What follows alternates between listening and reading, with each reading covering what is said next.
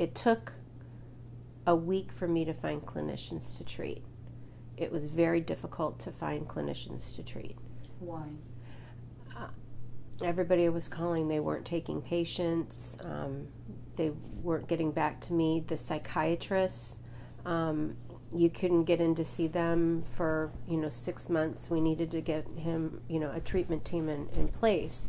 I called everyone. I was frantic.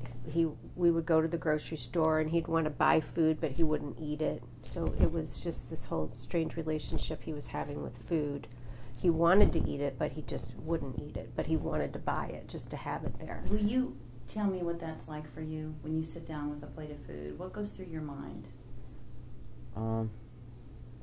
Well, now if I sit down with a plate of food, like my lunch, it's not going to be as rough as it would be if I would go out to Chili's and get something right now for lunch. Why is that? Because not just it's probably like bigger portions and stuff, but it's also because a lot of an eating disorder is control, and so I pretty much have control in my own area at my house eating my lunch. It's either that if I eat this, I'm gonna get fat, or if I eat this, I'm gonna get fatter.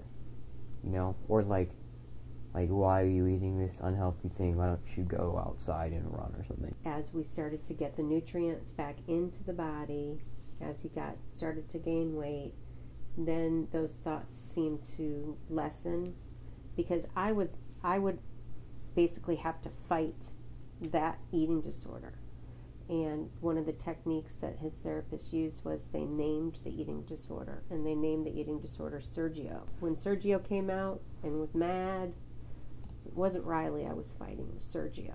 And so, but the more nutrients that were put back into the body, the better off Riley's mental health was. So, you could see that getting better and better and better.